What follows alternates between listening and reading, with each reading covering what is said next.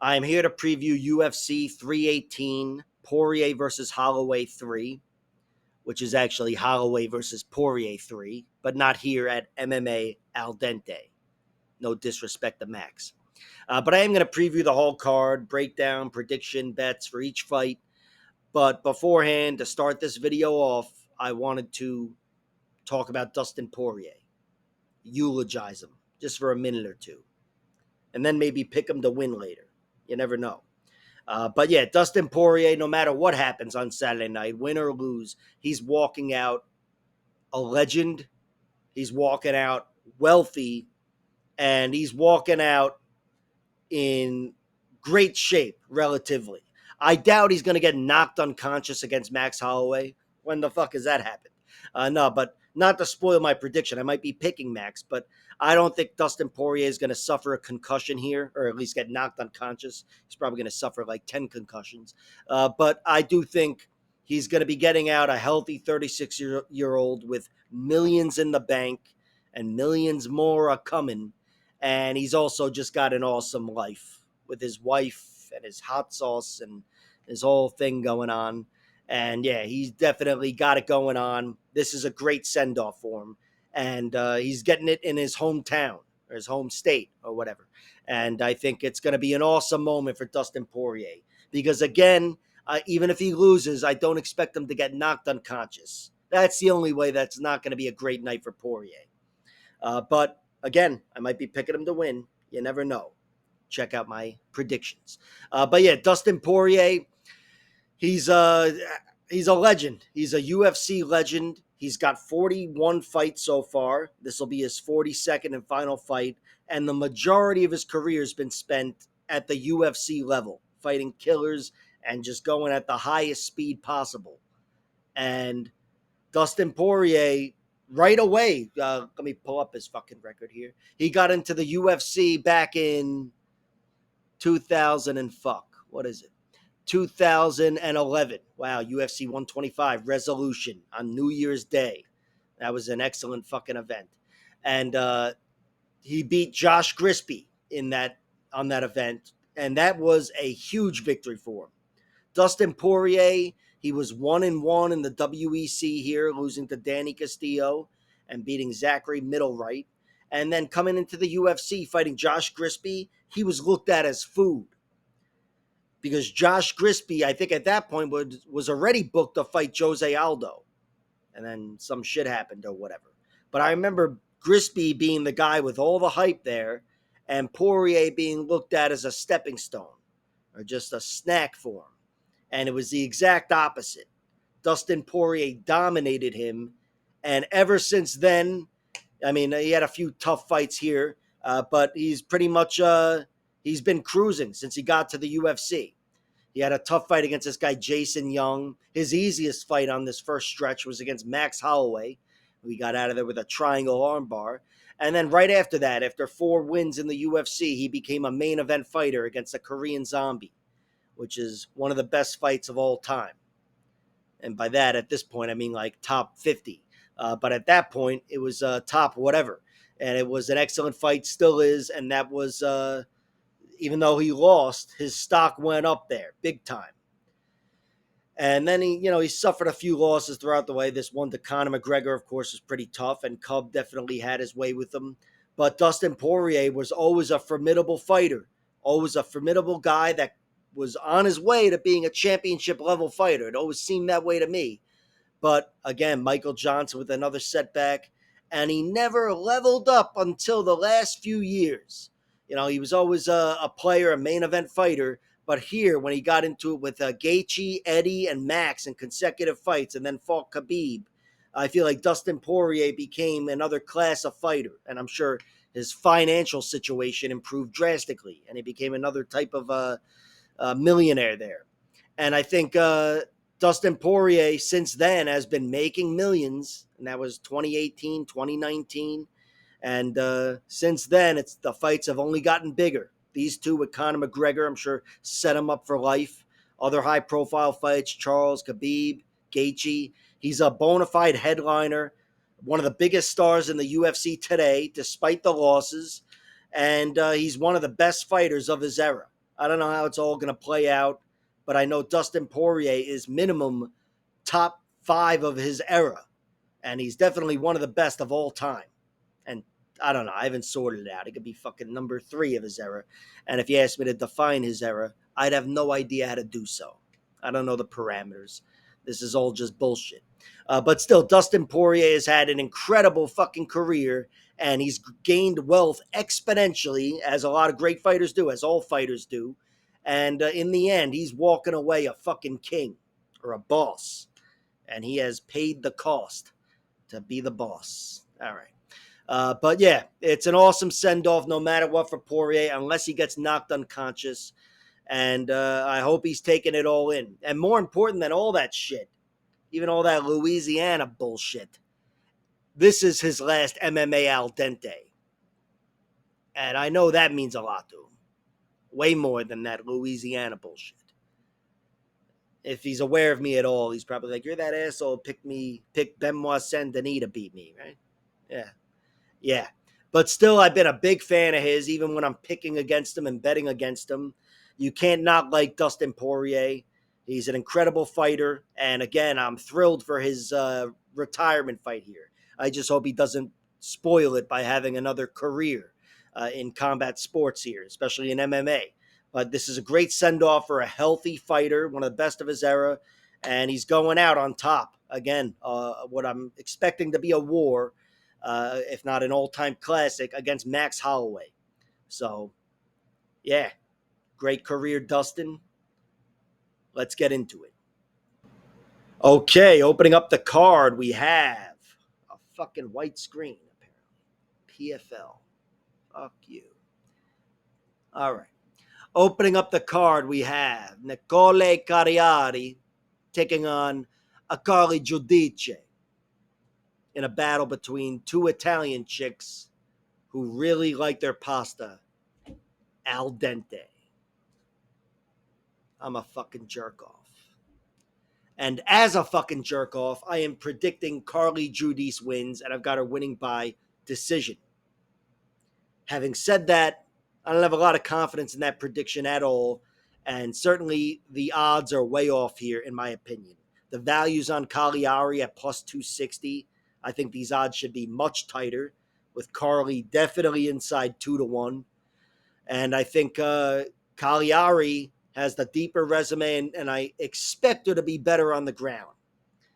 However, I'm predicting Carly wins because I expect her to be better on the feet. I give her the danger factor on the feet. And of course, she's tough as all fuck. She proved that in her 2 losses. This girl's got cardio and durability and all the rest of it. And I think she's going to be able to hang for a tough 15-minute fight with anybody. But technically, I worry about her on the ground. I don't know what to make of Carly on the ground. There could be a big gaping hole there. But I know she's definitely working on it all. I don't think she's dog shit on the ground, and she's hit the ground in a few spots here and there. But I do expect Calliari to be better than her. Calliari, I don't know if she can go through her and get a submission. I would certainly pick her to get the first submission. But I know she also, like any grappler, needs 2 takedowns. 2 takedowns and some pressure. And she wins the fight. And I just think whether it's going through her and positionally advancing and getting a sub or just snatching one in an opportunity, I do favor Calliari to do that.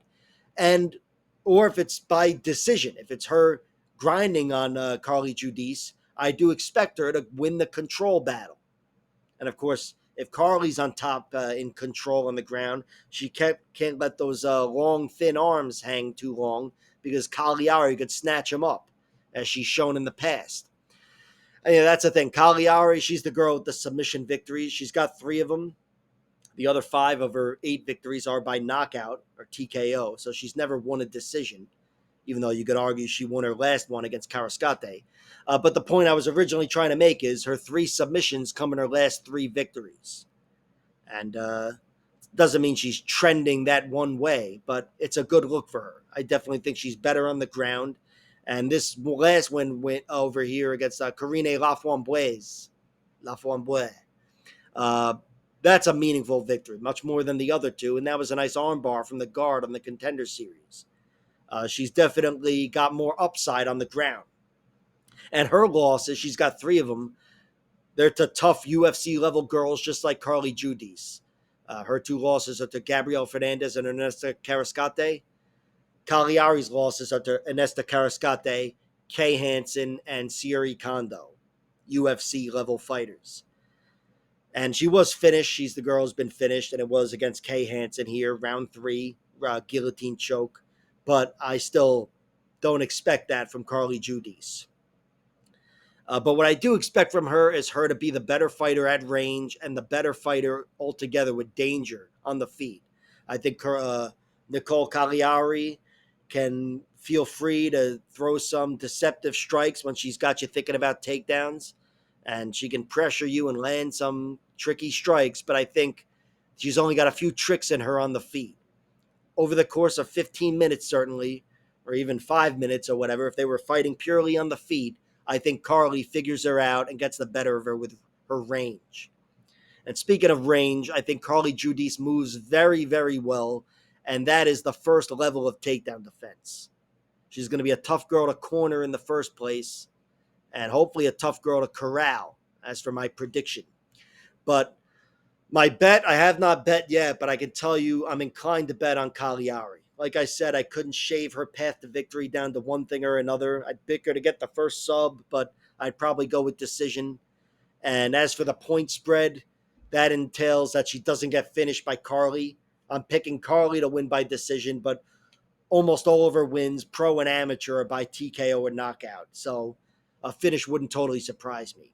So with the odds like this, I'm expecting the only value to be on Nicole Calliari's money line at plus 260. So maybe that'll be the bet. But the prediction is Carly Giudice, my Italian girl, wins by decision. She's not Italian. Okay, next up we have Jackson Mcvey taking on Brunno Ferreira. Jackson the Moose Mcvey. Oh, fuck, here come the hiccups. Do I have hiccups? I do.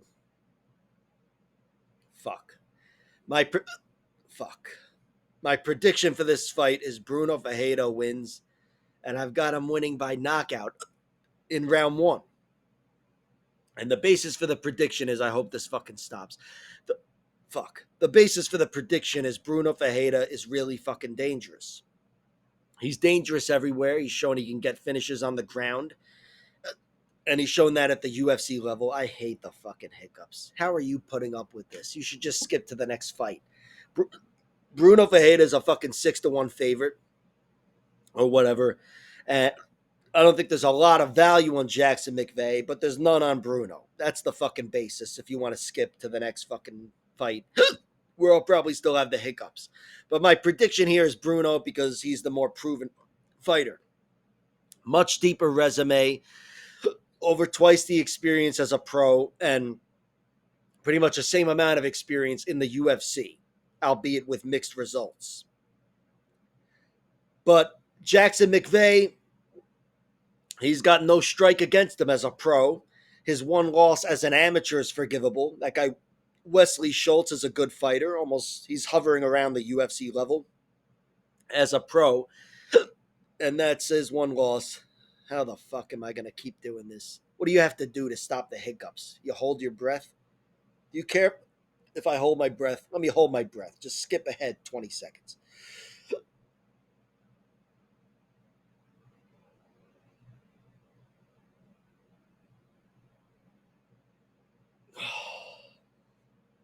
All right.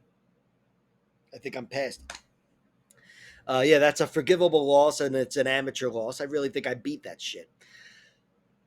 But yeah, there's no doubt in him. It's just there's not nearly as much upside as there is with Brunno Ferreira, despite him being knocked out and submitted as of late.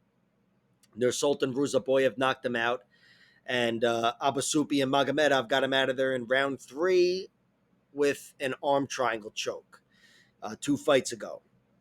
But again, him putting Petrosian away on the ground and getting these knockouts over Hawes, Robocop, and Stolzfus, I have to pick Brunno Ferreira to win here. but I don't have to bet on him. He's a 6-1 favorite. That's fucking crazy. Jackson Mcvey is plus 410 on the other side. He's definitely, I can't say he's definitely got value on him, but I feel like anybody in the UFC at plus 410 pretty much has value on him. I don't know if I'll bet on him. But as for the over under, yeah, that makes sense to me. I think this fight ends early. Jackson Mcvey, first of all, he's put everybody away early. But Bruno Ferreira, the prediction is power settles this, even though I've never seen Jackson's chin fail him. But yeah, I think the power and all that hits the surface in the first half of this fight. But I'm not going to bet on it at those odds. I'm probably not going to bet on anything for this fight. Maybe Jackson Mcvey by round one finish or something like that. I'll throw a few pennies on. But in general, I'm staying away from this, and the pick is Bruno wins, and I've got him winning by knockout. And again, the basis for the prediction is all the upside with Bruno Ferreira. I was picking Jackson Mcvey to go through SD Dumas, but Bruno Ferreira is another class of fighter. Even though they've got similar levels of experience or amounts of experience, Bruno Ferreira is the better fighter of the two, and I'm picking him to go through Jackson for the fifth fucking time, even though I beat the Hiccups. You got to give me that. You watched it happen over the last 4 minutes. Maybe we should celebrate me instead of Dustin Poirier. Okay, up next we have Ryan Superman Spann versus Lucas Brzeski. My prediction for this fight is Superman Spann wins, and I've got him winning by knockout in round one. And if I'm wrong, I'll go with a guillotine in round one. No, but I'm going with knockout. Look, Brzeski, I don't have too much confidence in his chin. Frankly, I don't have any more confidence in the chin of Ryan Spann. I really don't. But I've got a lot more faith in his power and his ability to cash in on a chin than I do in Lucas Brzeski. And that's why I think Superman Spann wins this, and he wins by knockout. And also, he's a physical problem. I think physically he's going to be tough for Brzeski to bully around at all or go through. But yeah, in other fights, you'd hear me harping on Ryan Spann and how I don't have faith in his durability, like I did last time when he fought Waldo. And he's been knocked out a few times lately against Bogdan Guskov, 2 fights before that. But still, those are much more dangerous guys than Lucas Brzeski. And again, Ryan Spann's the bigger man, the stronger man, and he's pretty fucking dangerous himself. Brzeski here, he's 9-6. That is not the prettiest record, but a chunk of his losses, a good chunk of them are in the UFC here. 5 of 6, and the other one's a knockout here to this guy Gregors. But yeah, as of late, he's been knocked out a bunch. Knocked out 3 times against the same Waldo Cortez Acosta, and then against the less dangerous Mick Parkin, I believe, and against Kennedy and Nzechukwu. He's definitely not riding high here, and I think this is supposed to be a bounce-back victory for Ryan Spann, and I think that's what it's going to be. Brzeski, he's a big, strong, heavyweight guy. He could definitely knock anybody out, just from being that big, but he's not nearly as dangerous as the guys that have gone through Ryan Spann. I don't think he's got the equalizer shot on his side in this matchup. I think it's on the other side, and as for him winning a decision, there's a chance he could frustrate Ryan Spann, but Ryan Spann is he's not the cleanest guy on the feet, but he's cleaner than Walter Walker. And I think Ryan Spann is going to be getting the better of Brzeski, even if the fight goes the distance, which I don't expect it to. But the pick is definitely Ryan Spann, and I've got him winning by knockout between the 2 lines here. I do expect the knockout to happen in round 1. I don't know if I told you that, but that's my prediction. But between the 2, I just like the money line of Ryan Spann. I think he can win this fight in a few different ways. I think it is much more likely to be a finish in the first half of the fight, and those are better odds, but not by much. So Ryan Spann is the pick, and Ryan Spann is the bet. Okay, next up we have Marcin Prachnio taking on Jimmy Crute. My prediction here is Jimmy Crute wins, and I'm going to go with him winning by submission in round 2, even though we haven't seen him win by submission in a while. And in fact, we haven't seen him win in his last 5 fights, Jimmy Crute. I should start with his record. Jimmy Crute, he's got 2 draws, which, whatever, they're not losses, but they aren't wins. But then he's got 3 losses as well in his last 5 fights. He lost officially to Alonzo Menifield with a guillotine choke after their tight fight, their draw. And he was also knocked out against Jamal Hill a few years ago. And Anthony Smith beat him with an ankle injury, whatever happened there. But in general, there's a lot of doubt with Jimmy Crute. I think he's got a lot of negative momentum or whatever you call that right now, but there's still a lot of upside. He's 29 years old. He's got enough solid wins, knocked out Bukauskas, who was the last guy to go through Marcin Prachnio and finished him earlier this year, I think. He's also gone through Mikhail Oleksiejczuk, Paul Craig, good fighters with submissions. Especially the Paul Craig fight is a much more impressive submission than Oleksiejczuk, to be fair. But still, I think Jimmy Crute, he's still got a lot of upside and a lot of danger. And he's shown in victory and defeat and in draw, actually just in victory and in draw, that he can fight for 15 hard minutes, even when he's out of it. And the fight is a fucking wild fight that could be getting away from him. And I think Jimmy Crute is just in better shape than Marcin Prachnio. Prachnio has far exceeded my expectations after getting knocked out in 3 consecutive fights to begin his UFC career. Sam Alvey knocked him out. Ankalaev, that's a little forgivable. And this guy, Mike Rodriguez, who's probably most remembered for having a victory stolen from him against Ed Herman. But still, despite that, and me thinking the writing's on the wall with this guy, that was back 5 years ago when he was 32. And since then, he's fought all the way into 37 years old now without getting knocked out. And that impresses me, even though he still lost a good chunk of fights. And he's been submitted in round 3 in his last 2 losses. But yeah, the chin, I'll never not have doubt in it with Marcin Prachnio. And I do think Jimmy Crute is more powerful and the more physical guy. So even though Marcin Prachnio has got 11 knockouts and his 17 victories, I would pick the first knockout here to go to Jimmy Crute. And on the ground, I think Crute gets the better of him for sure. We've only seen Prachnio finish twice by submission, but they're in his last 2 losses against Modestas Bukauskas and Vitor Petrino. Neither one of them is exactly known as Mr. Grappler. And I think Jimmy Crute is more well-rounded than those guys. I think he's better on the ground than those guys. And I think if he finds himself on top, if he puts himself on top, I've got him going through Marcin Prachnio like that. But Prachnio, I think his path to victory is fighting well on the outside. I think he's the cleaner striker between the two. I think he could, just Jimmy Crute is the brute. That's his nickname. He is a brutal, physical fighter. And I think Marcin Prachnio is the cleaner technician. Not that he's Mr. Technician. But I've got him winning on the outside while it's there. And I don't have the fight being contested on the outside for too long. I think Crute goes through him and maybe gets it done with power, but more likely I think gets it done on the ground, even though, again, we haven't seen that in a long time. As for the bet, Jimmy Crute is minus 310. I don't like that, but I like minus 140 here for the under.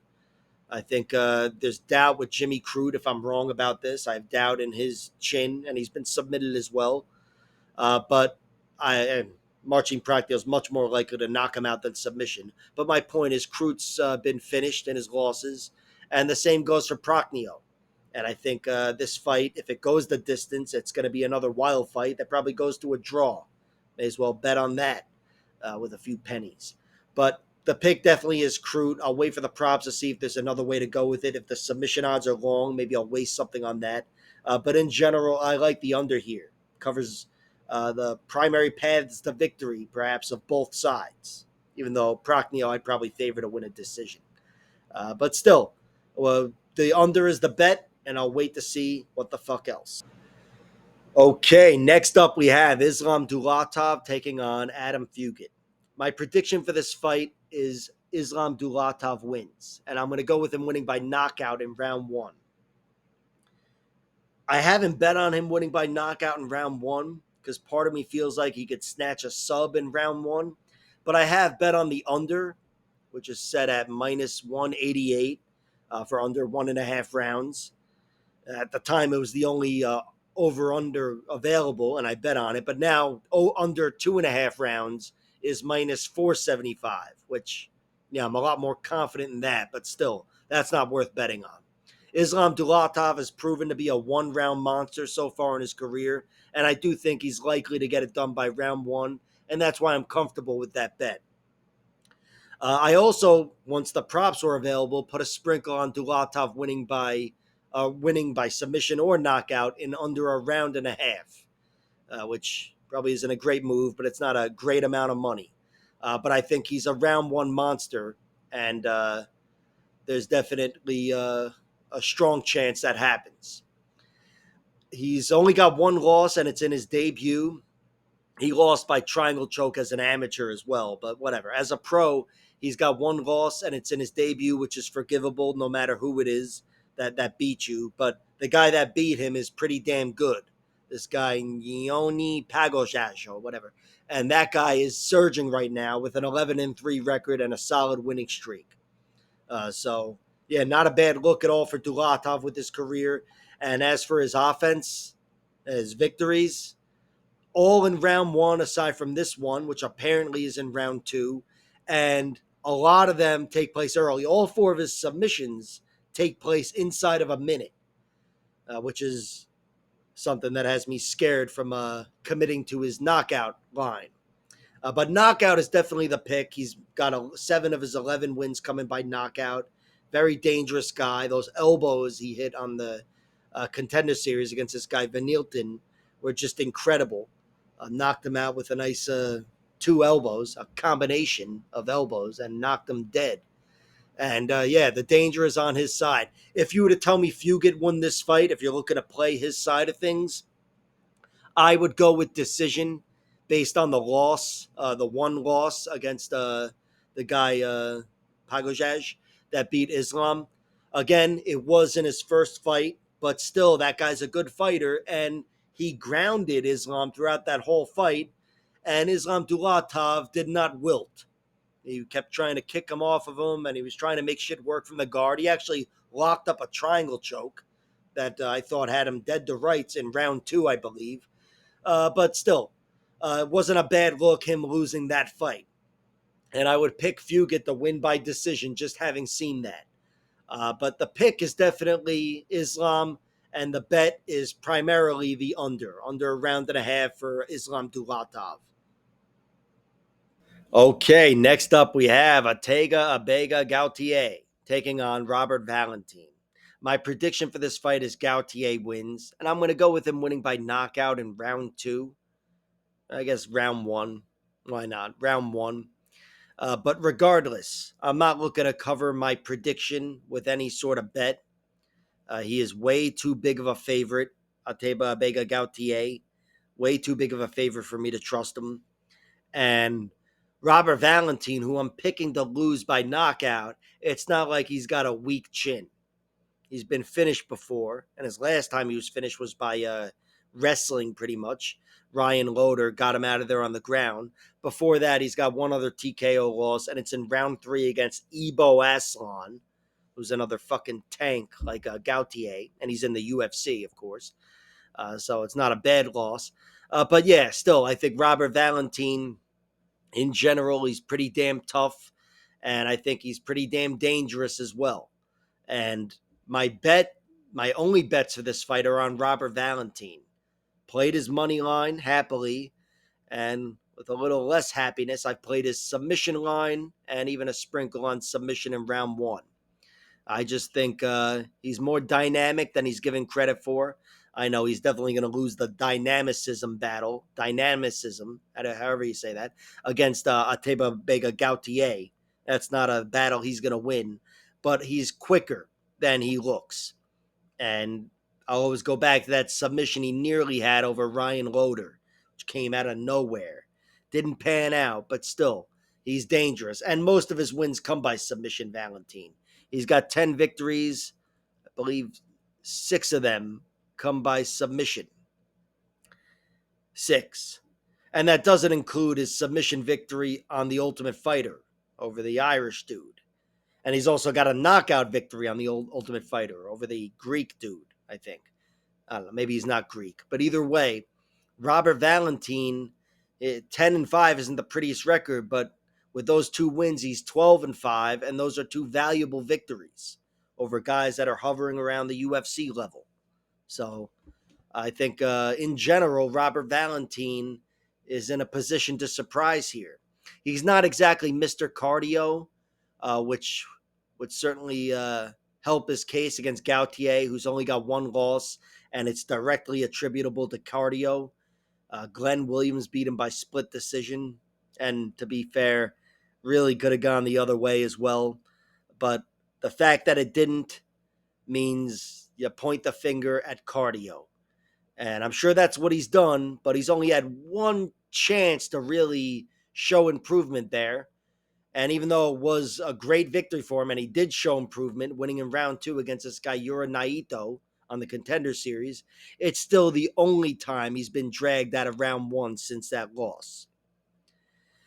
And the guy Naito did take him down. He grounded him in round 1, and it looked like Gautier wasn't going anywhere, which is a bit of a concern moving forward, even though, in my opinion, not so much in this matchup.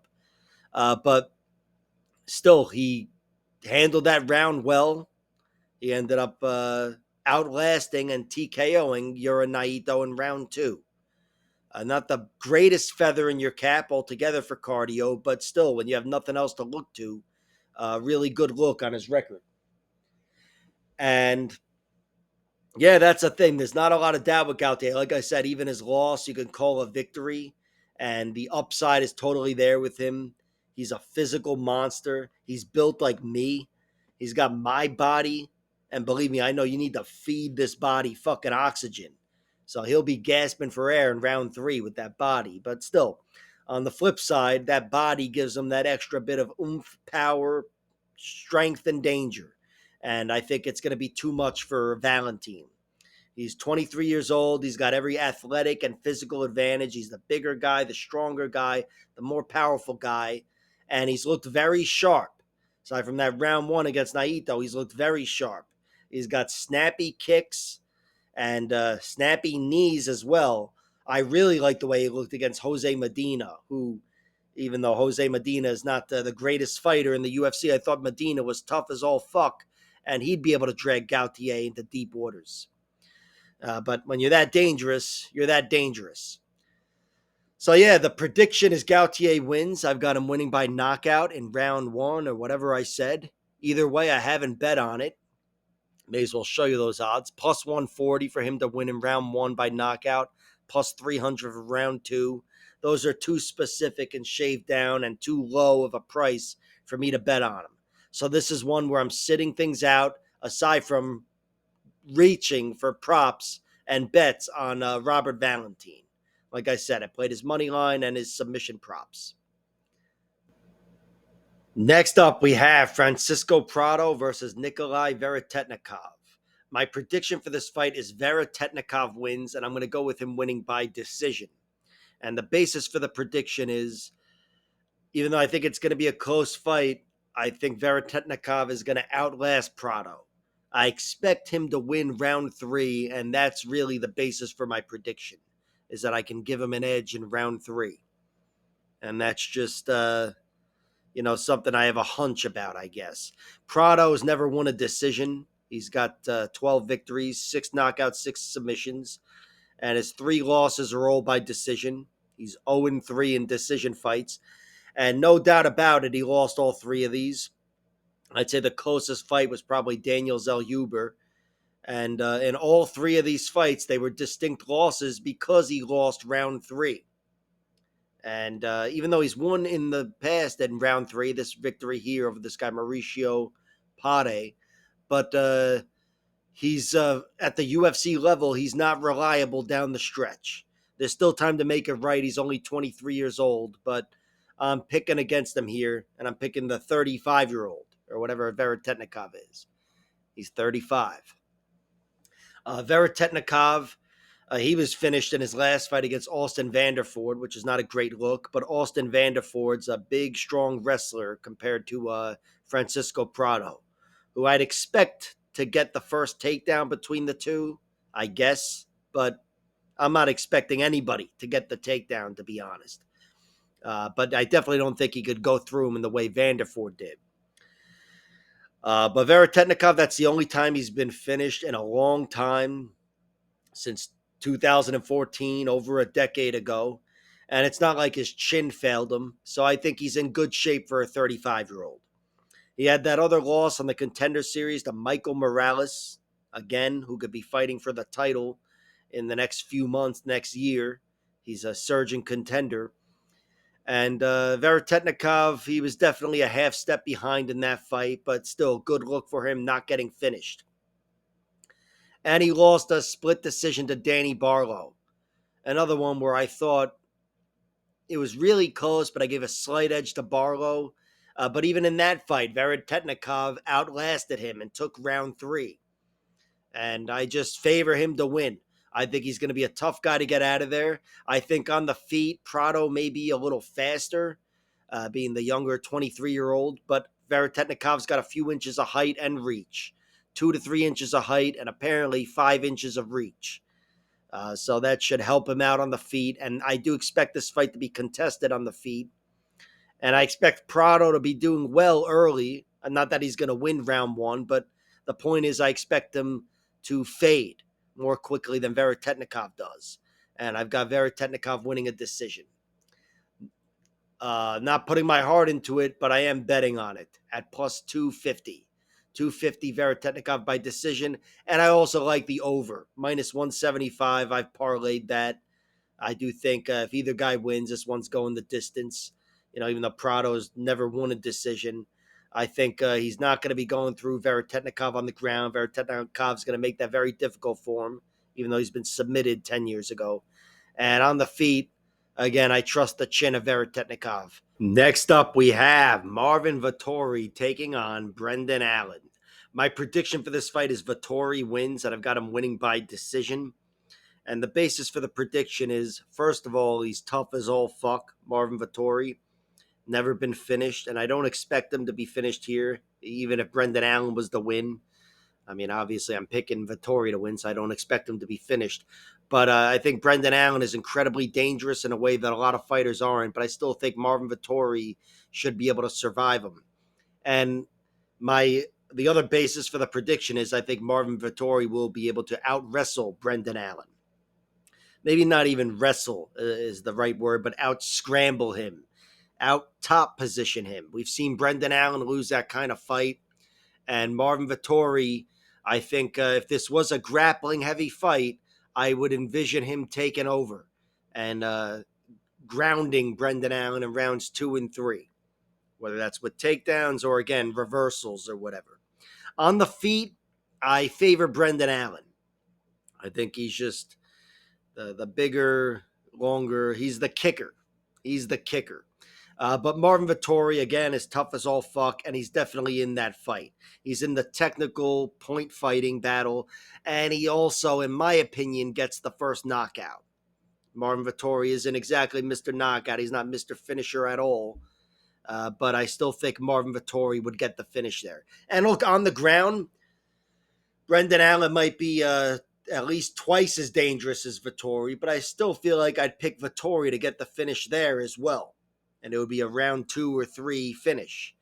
But Marvin Vettori, he's still relatively young. He's very young, 31 years old. He's been in the UFC for a long time. But yeah, with all of his mileage and the high level mileage, there's a chance his durability starts to fade. But right now, I'm going to trust him. And he is coming off of 2 losses against Roman Dolidze, who he'd previously beaten, as you see here, 2 years almost to the day before that. And he lost to Jared Cannonier. That fight was an ass kicking.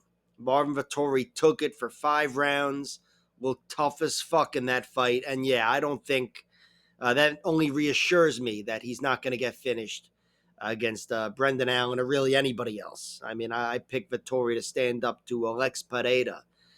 Marvin Vettori is just very tough. But don't quote me on that Pereira thing, because you might get the left hook and go down. But Brendan Allen, he's lost some momentum lately. He's got 2 consecutive losses to Anthony Fluffy Hernandez and Nasruddin Imavov. Both of them similar types of fights where Brendan Allen was grounded and outlasted, and he didn't fatigue and he didn't get finished. But yeah, he was the not the last man standing in either fight. And it's tough to be the last man standing when you're fighting Fluffy Hernandez, which he found out in their first fight back, whatever, 2018. But still, Brendan Allen, before those 2 losses, he had a nice win over Chris Curtis in a 5-round fight. Paul Craig, Bruno Silva, Andre Muniz, all finishes. He's a rear naked choke monster, Brendan Allen. Even got Kevin Holland out of there way back when, 2019. He got Holland out of there. He's a monster, Brendan Allen. But I think his monstrous grappling is not going to be able to produce him a finish, like secure him a 10-8 round, which might make a draw interesting. But I do think in general, grappling will cost him in this fight. I think, again, Marvin Vettori, he's tough to get out of there, and he's a 15-minute fighter who I think would win the wrestling and the top position battle. He's a good scrambler, and he's strong. But on the feet, Brendan Allen, I do think he's the sharper guy. Again, the kicker. And even though he's not as durable, perhaps, as Vettori, I'd say he's more dangerous there as well. But yeah, the pick is Marvin Vettori. The bet is Marvin Vettori. I bet on his money line. Decision is plus 225. I definitely think decision is far and away the most likely for Vettori, but you never know. Like I said, he could get a finish down the stretch over Brendan Allen, who's been put away a few times. Chris Curtis and Sean Strickland got him out of there. He was also submitted by Trevin Giles way back when. But yeah, the pick is definitely decision, and the bet is the money line of Marvin Vettori. Another bet I like is plus 3.5 points at minus 170. I do think if Brendan Allen wins, again, it's a decision. And I don't think he's going to be dominating Marvin Vettori. I think Marvin Vettori will at least take a round from him. So, yeah, Vettori is the pick and the play. We have Kyler Phillips versus Vinicius Oliveira. My prediction here is Oliveira wins, and I've got him winning by decision. And the basis for the prediction is cardio. There's other factors as well. He's big, he's strong, he's really powerful and all that. But the primary factor is definitely cardio. And the deciding factor in my prediction. I think Vinicius Oliveira has shown in his UFC career so far that he has definitely above average cardio. He's been able to outlast Said Nurmagomedov and Bernardo Sapai and Ricky Simone, even though he kind of just shut him down from the get-go. And I've been really impressed with how cardio is a weapon for him. And on the flip side, Kyler Phillips is not the most reliable guy on that front. His losses are mainly attributable to cardio. He lost to Rob Font in his last fight, Holly and Paiva a few years back, and Victor Henry before he got to the UFC. And he had a 2-round decision loss on the Ultimate Fighter to Brad Katona.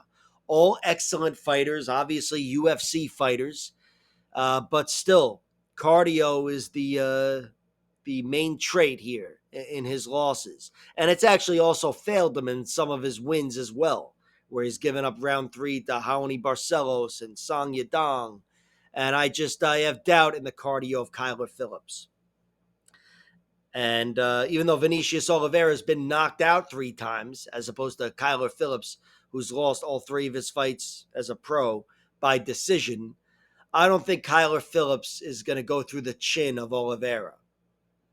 I could be wrong, but I think Kyler Phillips is an awesome striker, and he's definitely capable of knocking him out. But punch for punch, I don't think he's as powerful as the guys that have knocked out Vinicius Oliveira. I do think Kyler Phillips is going to be the better man early on. I'm not saying he'll win round 1, but if you put a gun to my head, yeah, I'd pick him to win. More sure that he would lose round 3 than win round 1, but I'm picking both to happen.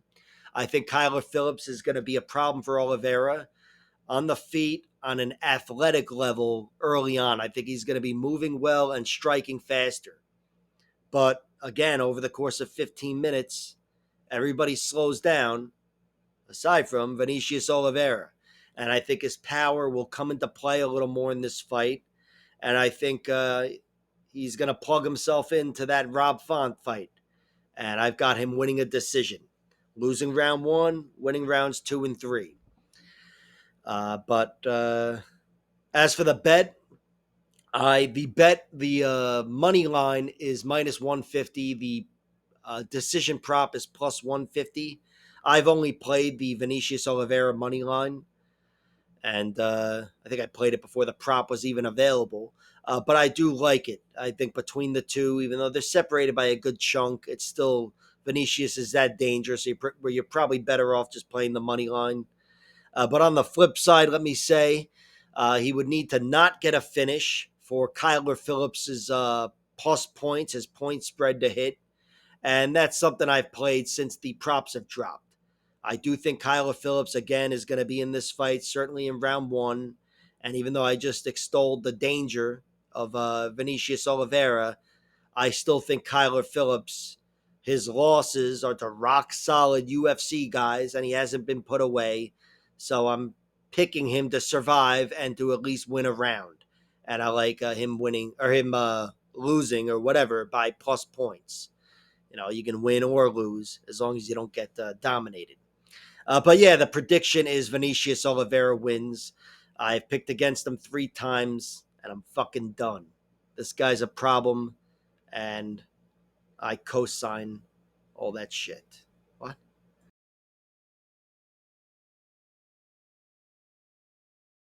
Okay, next up we have Michael Johnson versus Daniel Zellhuber. My prediction here is Johnson wins, and I'm going to go with him winning by decision, even though I'd love to see a knockout, to be honest. But yeah, I'm going to take Johnson winning by decision against Daniel Zellhuber. Michael Johnson, he's 39 years old now.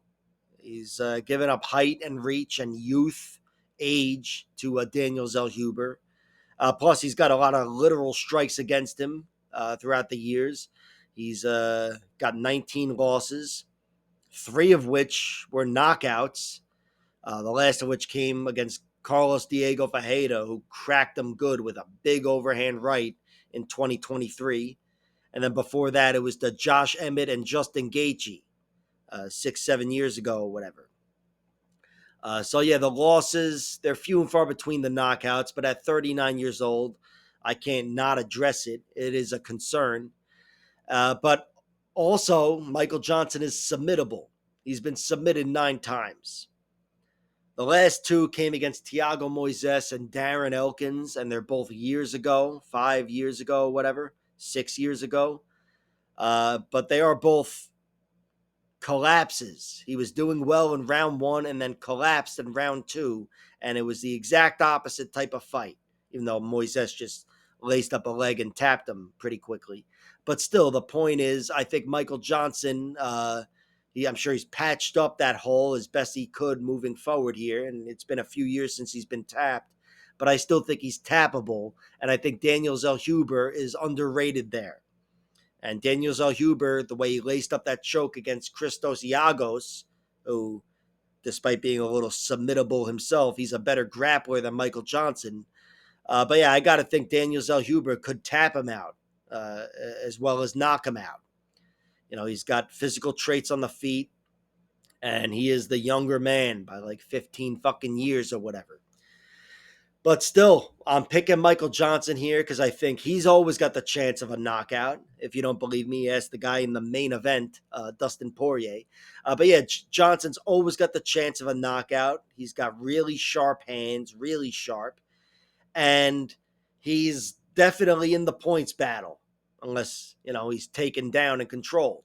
But I think Michael Johnson on the feet is in the points battle. And you know what? This might be a fight for him fighting a taller guy where he can mix in some takedowns. Michael Johnson, he's no stranger to offensive grappling himself. It's not always his go-to. But here, especially in a points battle, it might make the difference here and there. But overall, yeah, I think Michael Johnson is in a good spot to win this one, and he's my pick. It's not my most confident pick. Don't get me wrong. I see all the downside. But yeah, I'm going with Johnson here. I'm picking him to win by decision. And as for the bet, I just like his money line. Decision line is pretty at plus 800, but I could never trust it. Again, he's too dangerous for his own good, where could be a knockout just as likely as a decision. But the pick is no doubt decision. Michael Johnson. And that's all I bet on was Michael Johnson's money line. The submission line for Daniel Zellhuber's plus 400. That's pretty, but not enticing enough. I'm just riding with Johnson here and hoping for the vet to get the victory. Dan Ige versus Patricio Pitbull.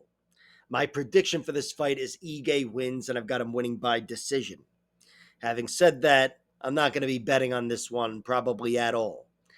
Dan Ige is my pick. I think he's in better shape these days. I think he can match, if not exceed, the danger of Patricio Pitbull. And on the flip side of that, and with the danger and all that, I think Dan Ige is tougher than just about anybody. Maybe there's a few guys who come close in the UFC, but Dan Ige is one of the very toughest guys in the UFC. He's got no quit in him. And also, as for my prediction, I think Dan Ige has really good cardio. I think he's a reliable round 3 fighter. Showed that in his last win over Sean Woodson, and showed that in his defeat against Diego Lopez before that on 2 hours' notice or whatever. But yeah, I think Dan Ige, the only way he loses is by decision, and his most likely path to victory is decision. But still, there's a knockout in there as well for him, and I think he would get the first knockout between the two of them. Patricio might even be more dangerous, but Dan Ige is that much more durable. And the odds do reflect that. The odds, they're all over it. They're on to Dan Ige's durability. Where if you were to bet on Patricio Pitbull, plus 180 is his money line, plus 240 is decision. Yeah, they're on top of Ige. His path to defeat is decision. But between those two, I would play Pitbull's money line anyway, despite me harping on Dan Ige's durability, because shit does happen and people do get cut and all that other horse shit. But as for Dan Ige, who is my pick here, I can't bet on him. Plus 110 for decision, not the prettiest odds at all. Even reflected from his over 2-1 money line. And his knockout line is plus 330, which I think is appropriate too. Decision is more likely, but knockout is not far behind. Patricio Pitbull was knocked out a few fights ago, 3 fights ago now, and it was 2 years ago, almost to the day. He took a fight on very short notice against this guy Chihiro Suzuki. Like he was there to corner somebody else, and they asked him to fight. He said, "Yeah, I'll fight." And he fought and he lost. He got knocked out. But still, Patricio Pitbull, he's not been finished too much. He's been fighting for a long time. I know 38 years old, and with the way he looked against Yair, it seems like maybe the writing's on the wall and we're not getting the best Pitbull. And that's how I feel. I think his best days are behind him. But I still think he's a really tough guy. I don't think he's got any quit in him either. And of course, offensively, he's got a whole wealth of skills. He's got 36 wins, 12 by knockout, 12 by submission, 12 by decision. Man, I hope he never wins again, just for the sake of fucking symmetry. But yeah, Dan Ige has to be the pick. The point spread, if I could find Dan Ige's point spread, him with a... All right, let's go.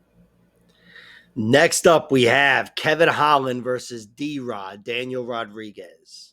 My prediction for this fight is Kevin Holland wins, and I'll take him winning by decision. Having said that, my only bet for this fight is D-Rod wins by decision, which can be found at plus 800. Obviously, my heart's not into it because I'm picking Kevin to win, but I can isolate this to D-Rod's only path to victory without any cuts or broken legs or any horse shit.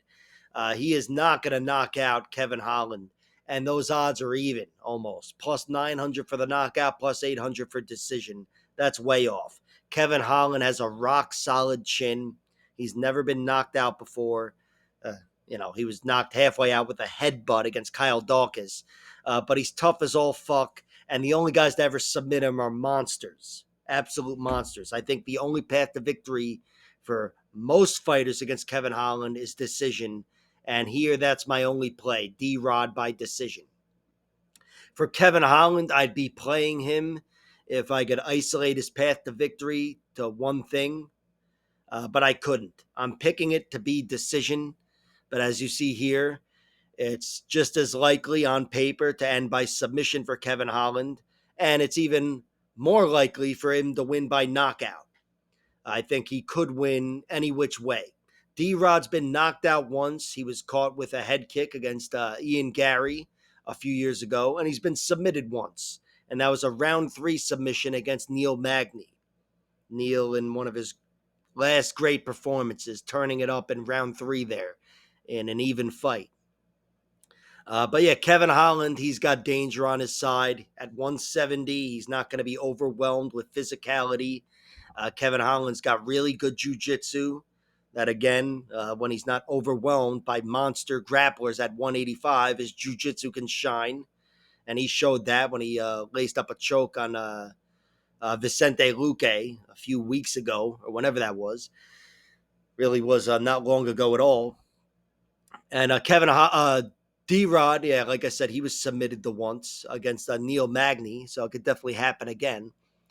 Wow, that last fight was a little over a month ago, 5 weeks ago, or whatever. But yeah, Kevin Holland at welterweight, he is a problem, and I think he's going to be a problem for D-Rod here.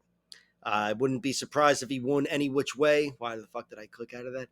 But like I said, on the flip side, I know D-Rod's got one path to victory, so I'm going to play it. And that is decision by plus 800. And that's a nice juicy line where, even though there's no conviction whatsoever, I'm going to play it with more heavily than I would other shit that I have no belief in whatsoever. And in the co-main event of the evening, we have Roman Kopylov taking on Paulo Costa. My prediction here is Kopylov wins, and I'm going to go with him winning by decision, even though he's only won 2 decisions in his 14 victories.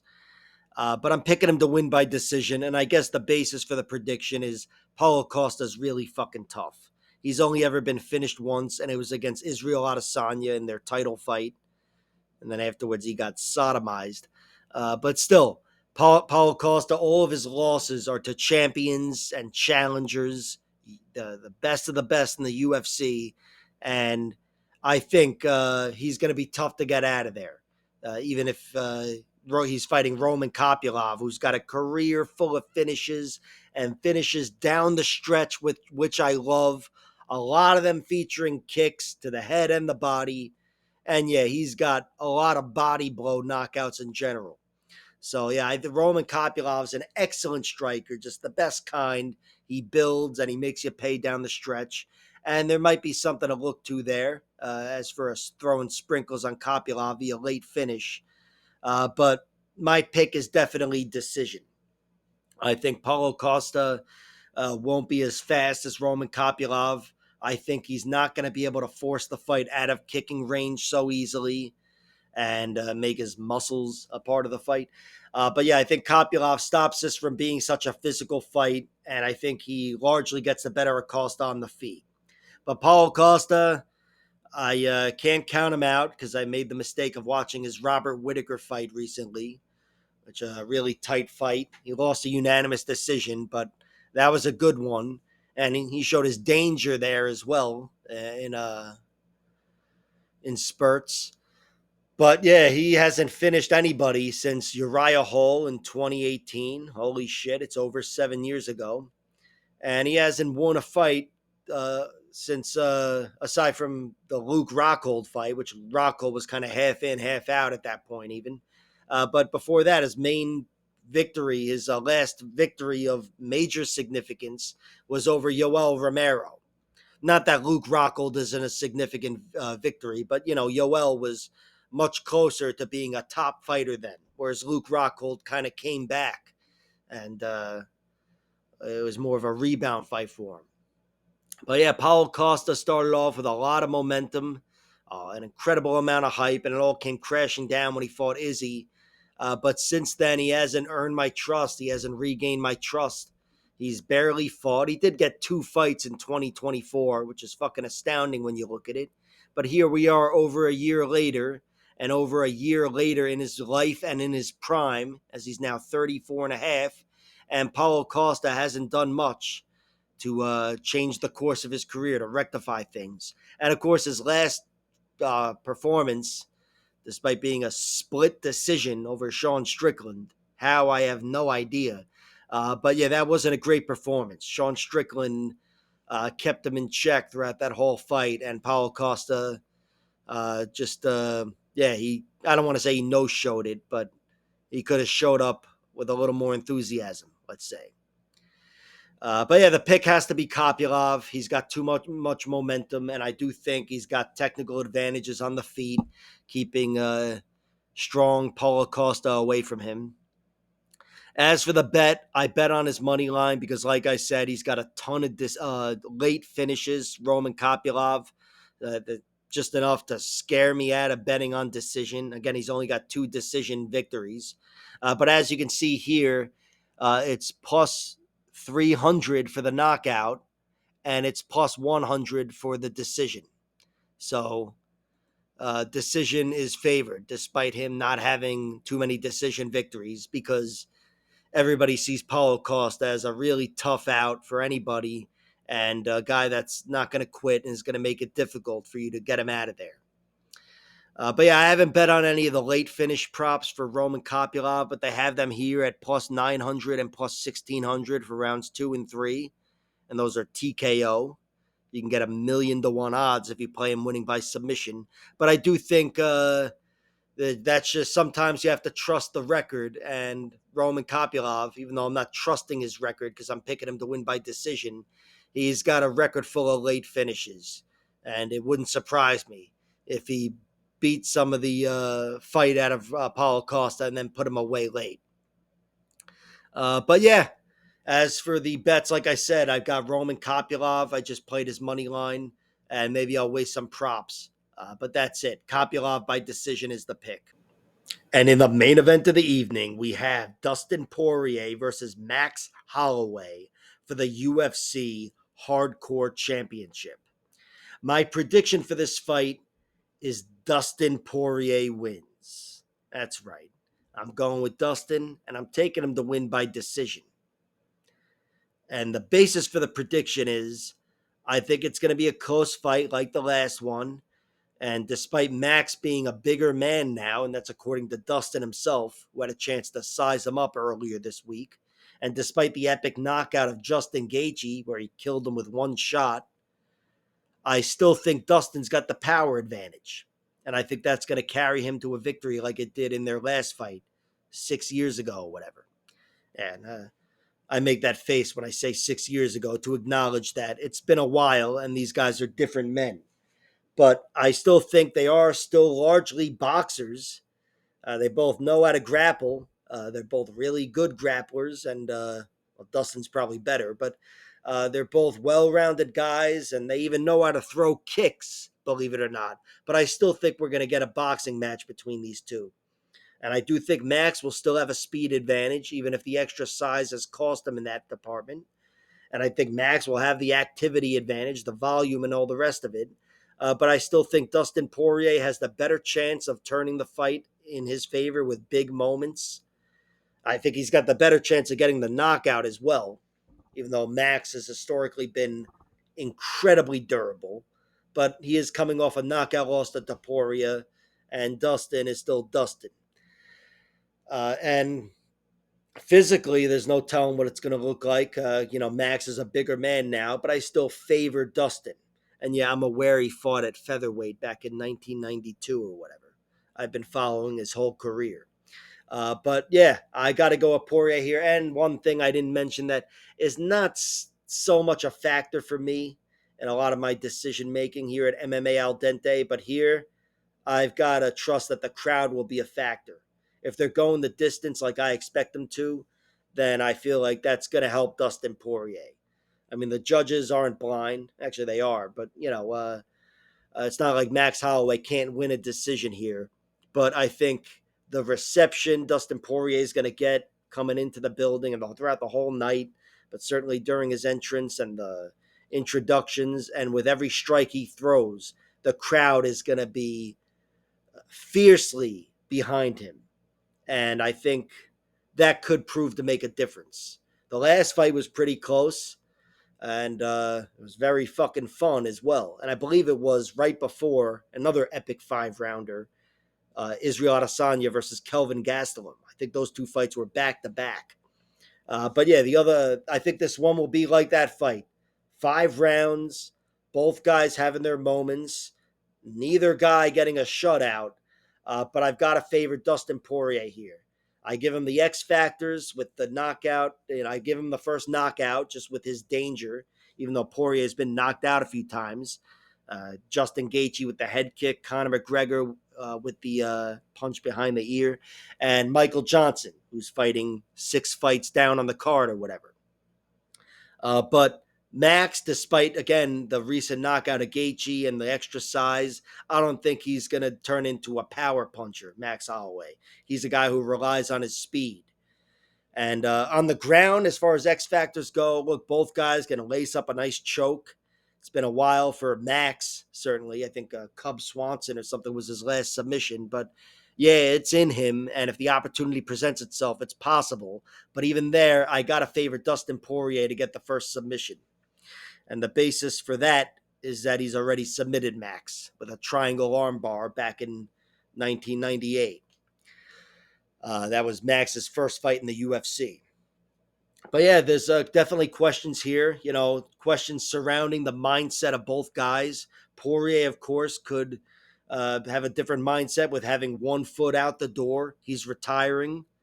Before he walks to the octagon, he's going to have that thought like it's all over in a half hour. It's all over. I can eat fucking ice cream like that al dente guy. And Max Holloway, of course, he's going to be thinking, man, I know I've taken shots in training. I know I put myself to the test, but this is the real test. Am I the same man that I was before Ilia Topuria knocked me out? Am I still that Max Holloway?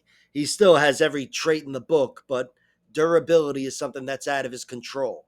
So you never know. There could be something there.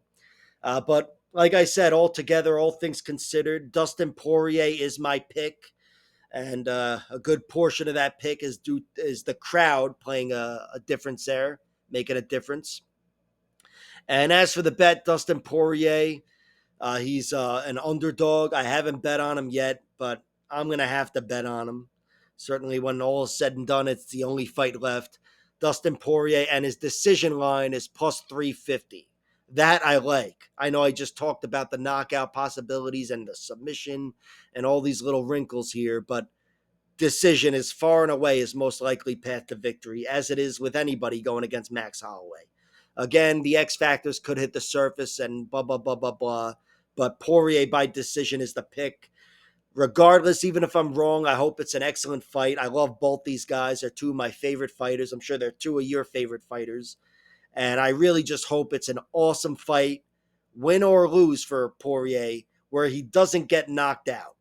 Even if Max wins, I hope Poirier doesn't get knocked out and it's an amazing send-off for him. And I think it will be.